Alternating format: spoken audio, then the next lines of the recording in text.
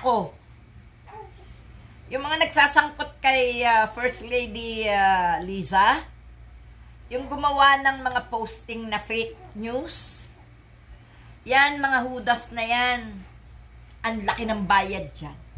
Sigurado yan. Ha? Bakit? Pilit nila kasing ginigiba yung reputasyon ng mga Marcos no? Kasama pa yung isang gumagamit din ng Marcos na apelyido, si Amy Marcos, no? Pipilitin nyo na kasangkot sa pagkamatay ni Paulo, yung First Lady. Hindi nga makitaan ng pagkapanik yung First Lady sa mga bintang ninyo Hindi katulad ni Sara Duterte ba?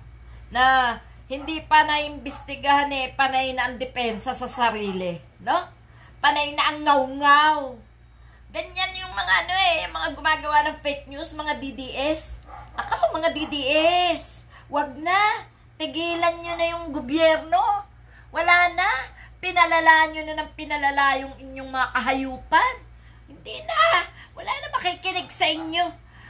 Samot-sari na, pati yung si Lance Duterte, no? May mga posting din doon ay tinuturo pa yung mga picture-picture ni Paulo na kasama daw nila. Oo nga, andun nga.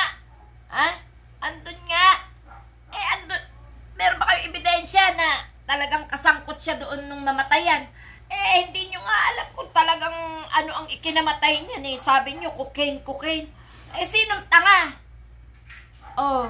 Sinong tanga? Mamamatay pala siya, bit siya gagamit ng cocaine. Tapos kung sino-sino pagbibintangan yung mga DDS kayo. Kundangan ba naman kayo talagang mga walang utak, no? Gagawa rin lang kayo ng mga fake news. Halatang halata pa. Ako po, ay tigil-tigilan nyo na. Kasi pag galing sa abroad ang mga fake news, asahan nyo na, mga tanga ang gumawa niyang mga fake news na yan. Ang dali-daling mabisto, ang dali-daling mahalata. Galing-galingan nyo naman. Huwag naman kayong laging bobo at tanga na lamang. Kabwisit na kayo, wala na kayong ginawa kundi guluhin nyo itong gobyerno no? Ang ganda-ganda na nga nang nangyayari sa paligid nagmumura ang bigas, merong discount sa mga sasakyan ang mga pasahero, lalo na ang mga senior citizen. Maganda na yung programa ni President Bongbong Marcos habang gumaganda yung programa ni President Bongbong Marcos, sumisigla naman kayo sa paninira sa pamilya Marcos at kasama pa tong Amy na to. Kaysa pa imbestigahan si First Lady. Bakit? Matinding-matindi na talaga yung inggit mo. Matinding-matindi na talaga ang pagnanasa mo na ikaw dapat ang maging presidente, hindi yung kapatid mo. Nakaw, agawan kayong dalawa ni Sara Duterte. Tingnan lang namin, pagdating ng oras, kayong dalawa ni Sara Duterte magsasabunutan live, no? Papakita nyo sa buong mundo kung gaano kayo mga tanga at kung gaano kayo kagahaman sa posisyon. Grabe tong mga to, wala nang sinanto. Pati kapatid, pati hipag, sinisira.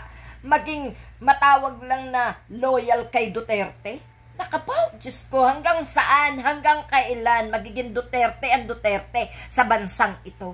Ha? Wala na.